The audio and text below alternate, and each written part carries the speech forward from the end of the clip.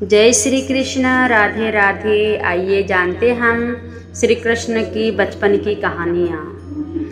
श्री कृष्ण को प्रेम के देवता के रूप में जाना जाता है और जो भी भक्त पूरी श्रद्धा के साथ भगवान श्री कृष्ण की सेवा करता है, भगवान श्री कृष्ण के आशीर्वाद से उसे संसार के हर सुख प्राप्त होते हैं। श्री कृष्ण कभी भी अपने सच्चे भक्तों के साथ नहीं छोड़ते और उनका आशीर्वाद हमेशा उनके साथ बना रहता है। 16 कलाओं में निपुण भगवान श्री कृष्ण को लीलाधर भी कहते हैं। उन्होंने जन्म ही लीलाओं के साथ लिया था। भगवान कृष्ण का बचपन विभिन्न कथाओं से भरा है।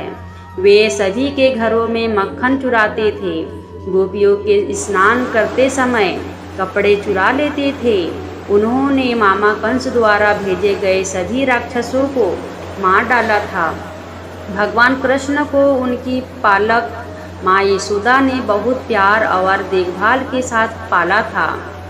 सभी देवताओं में से सबसे श्रेष्ठ श्री कृष्ण की लीलाएं दुनिया भर में विख्यात है। इनसे जैसे मनमोहक और अनुपम जीवन लीला और किसी भी देवता की नहीं है। श्री विष्णु के 10 अवतारों में से 8वां अवतार श्री कृष्ण का था। उनके सभी 10 अवतार थे। 10 अवतार में से सर्वाधिक अनुपम और अद्वितीय श्री कृष्ण अवतार है। कृष्ण का पालन पोषण एक ग्वाल परिवार में हुआ था और वह अपना समय गोपियों के साथ खेलने, उन्हें सताने, परेशान करने, बांसुरी बजाना आदि में बिताते थे। कृष्ण बहुत ज़्यादा शरारती थे, लेकिन वो इतने अधिक मनमोहक थे कि अगर कोई भी माँ यशोदा से उनकी शिकायत करता तो मैया यशोदा विश्वास ही नहीं करती थी। उनका भोला और सुंदर रूप देखकर हर कोई पिघल जाता था। बचपन में राधा के साथ कृष्ण का जुड़ाव अत्यंत दिव्य और अलौकिक था, जो हिंदू संस्कृति में पूजनीय है। राधा रानी देवी लक्ष्मी की अवतार थी। राधा कृष्ण वृंदावन में रास करते थे। कहते हैं आज भी वृंदावन के निधि वन में उनकी उपस्थिति महसूस की जा सकती है। ऐसा कहा जाता है कि एक चांदनी रात में कृष्ण ने उन सभी गोपियों के साथ नृत्य करने के लिए अपने शरीर को कई गुना कर लिया था, जो भगवान कृष्ण के साथ रहना और नृत्य करना चाहती थी। यह वास्तविकता और भ्रम के बीच का अद्भुत चित्रण है। कृष्ण अपने मामा कंस को मारने के बाद राजा बने। कुरुक्षेत्र की लड़ाई के दौरान कृष्ण ने सबसे महत्वपूर्ण किरदार निभाया और अर्जुन के साथ सारथी बने। कृष्ण पांडवों की तरफ से थे। कृष्ण ने युद्ध के मैदान में अर्जुन के दोस्त, दार्शनिक और मार्गदर्शक के रूप में अनवरत मार्गदर्शन किया। अर्जुन पीछे हट रहे थे क्योंकि उन्हें अपने भाइयों को मारना था और अपने गुरुओं के खिलाफ लड़ना था। महाभारत के युद्ध में भगवान कृष्ण ने अर्जुन को भक्ति योग का पाठ दिया, जिसका अर्थ है परिणामों की अपेक्षा से स्वयं को अलग करना।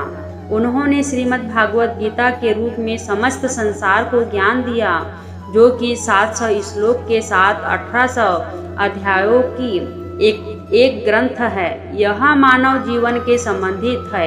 यह दर्शन की एक महान और अपराजेय पुस्तक है, जिसे हम भारतीयों ने अपनी अनमोल विरासत के रूप में ग्रहण किए हैं। 16 कलाओं में से निपुण भगवान श्री कृष्ण की लीला अपरंपार है। उनके जैसा अन्य कोई नहीं। श्रीमद् भागवत गीता में इंसान के सभी परेशानियों का भी श्री कृष्ण ने समाधान दे रखा है, जो आज भी एक इंसान का सच्चा मार्गदर्शक है। हिंदू श्री कृष्ण जन्माष्टमी का उत्सव बड़ी धूमधाम से मनाते हैं। हिंदू इस त्यौहार को भाद्रपद की कृष्ण पक्ष की अष्टमी को मनाते हैं। भगवान कृष्ण भगवान विष्णु के सबसे शक्तिशाली अवतार है। यह पर्व अगस्त महीने में पड़ता है। यह हिंदुओं के लिए एक खुशी का त्यौहार है। इसके अलावा हिंदू भगवान कृष्ण को प्रसन्न करने के लिए व्रत आदि जैसे विभिन्न अनुष्ठान करते हैं। श्री कृष्ण के लिए सबसे बड़ी मित्रता थी। जब उनके परम मित्र सुदामा उनसे मिलने द्वारिका पहुँचे तो सुदामा अपनी दरिद्रता के कारण द्वारिकाधीश कृष्ण से मिलने से झिझक रहे थे, लेकिन श्री कृष्ण का अपने मित्र के प्रति प्रेम देखकर भाव विभोर हो गए और ऐसा कहा जाता है कि प्रभु ने स्वयं अपने आंसुओं से उनके पैर पखारे धोए थे। लोग मध्य रात्रि में जन्माष्टमी मनाते हैं क्योंकि भगवान कृष्ण अंधेरे में पैदा हुए थे। चूंकि थी श्री कृष्ण को माखन खाने का बहुत शौक था, इसलिए लोग इस मौके पर दही हांडी जैसा खेल का आयोजन करते हैं। इसे हरे कृष्ण आंदोलन को भी उपमा दी जाती है।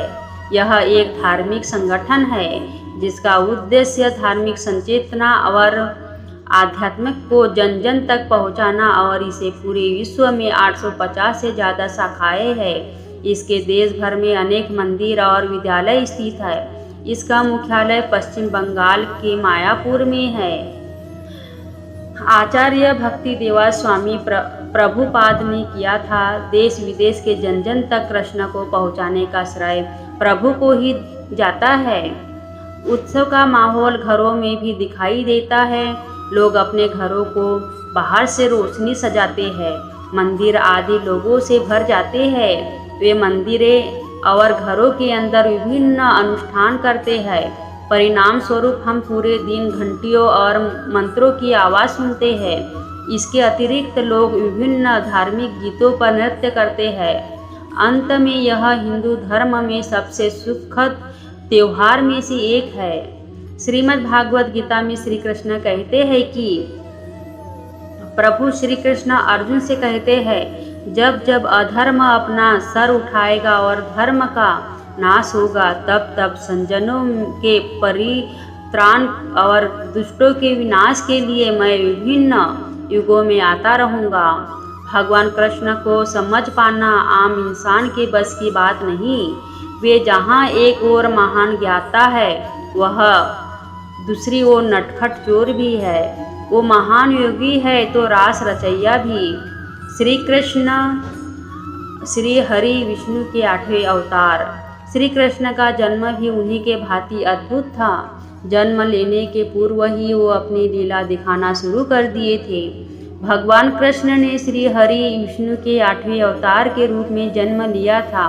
द्वापर युग में भाद्रपद की कृष्ण पक्ष के अष्टमी तिथि को प्रभु ने इस पर अवतरित होने का दिन सुनिश्चित किया था।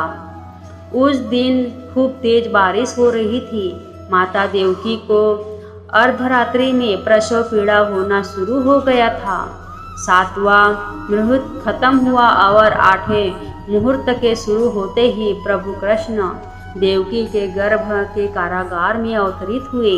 कहते हैं कि कृष्ण के जन्म लेते ही कंस के सारे सैनिक बेहोश हो गए थे।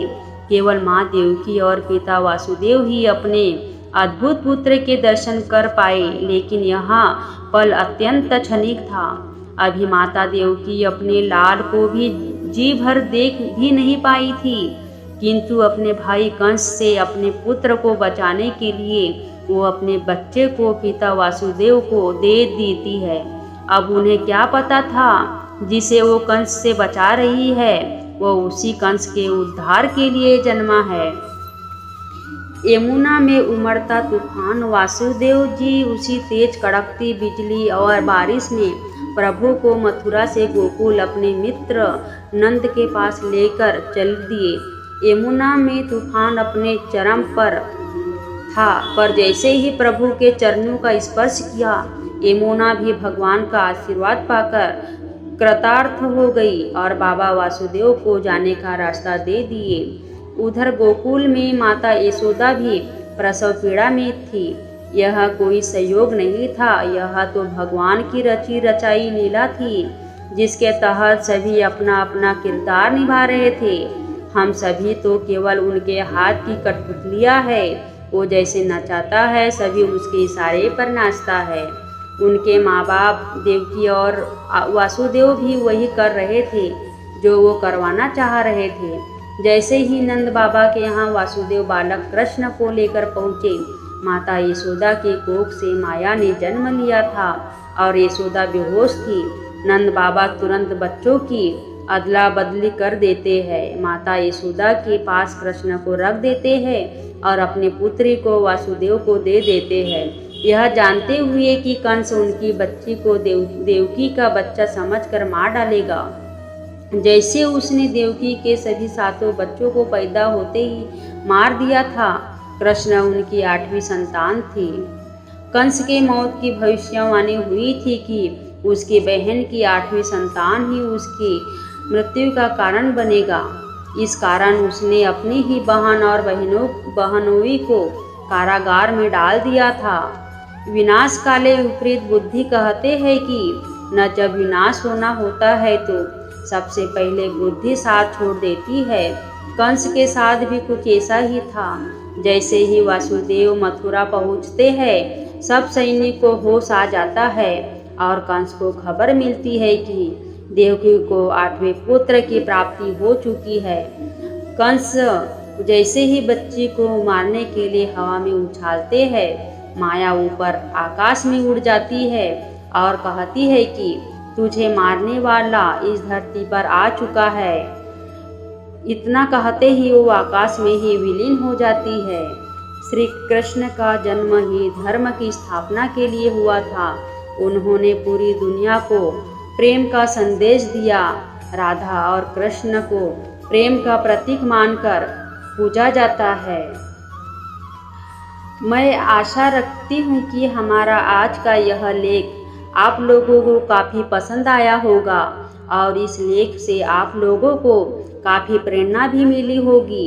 हमारे हिंदू धर्म में पूजे जाने वाले सबसे अहम देवताओं में से एक है भगवान श्री कृष्ण। उन्होंने अपने पूरे जीवन काल में से कई अनमोल उपदेश दिए हैं जो मानव जीवन के लिए काफ़ी कल्याणकारी है। मेरा आप सबसे निवेदन है कि उपदेशों का पालन अपने जीवन में भी नियमित रूप से करें। भगवान श्री कृष्ण की सच्ची श्रद्धा भाव से सेवा करें। धन्यवाद। राधे राधे। जय श्री कृष्ण। मेरे वीडियो को लाइक सब्सक्राइब जरूर कीजिएगा। जय श्री कृष्ण।